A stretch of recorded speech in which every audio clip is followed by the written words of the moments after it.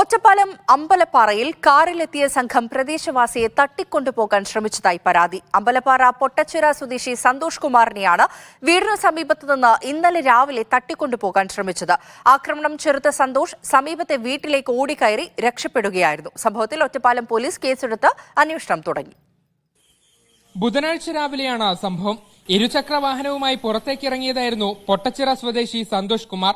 ഈ സമയം ഇതുവഴി വന്ന ഒരു വെള്ള സ്കോർപിയോ കാർ കുറുകെ നിർത്തി സന്തോഷ് കുമാറിനെ തടഞ്ഞു. പിന്നാലെ വാഹനത്തിൽ നിന്നിറങ്ങിയ രണ്ടുപേർ ബലം പ്രയോഗിച്ച് ഇദ്ദേഹത്തെ തട്ടിക്കൊണ്ടുപോകാൻ ശ്രമിക്കുകയായിരുന്നു. എന്നാൽ അക്രമികളെ തള്ളിമാറ്റി സന്തോഷ് സമീപത്തെ വീട്ടിലേക്ക് ഓടിക്കയറി. സ്കോർപിയോ ഞാൻ വരുന്നത് കണ്ടതും റോഡ് ബ്ലോക്ക് ചെയ്ത് എന്നെ ഇടിച്ചിടാൻ നോക്കി. ആ സമയത്ത് ഞാൻ സഡൻലി ബ്രേക്ക് ചെയ്യുക കാരണം ഞാൻ നിലത്ത് വീണു.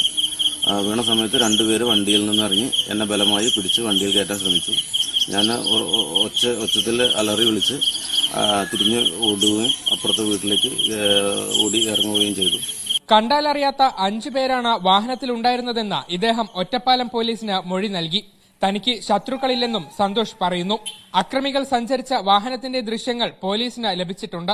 പ്രദേശത്ത് 2 ദിവസമായി ഈ വാഹനത്തിന്റെ സാന്നിധ്യം ഉണ്ടായിരുന്നതായി പോലീസ് സ്ഥിരീകരിച്ചു. CCTV ദൃശ്യങ്ങളും വാഹന നമ്പറും കേന്ദ്രീകരിച്ചാണ് പോലീസ് അന്വേഷണം നടത്തുന്നത്. മീഡിയ 1 പാലക്കാട്.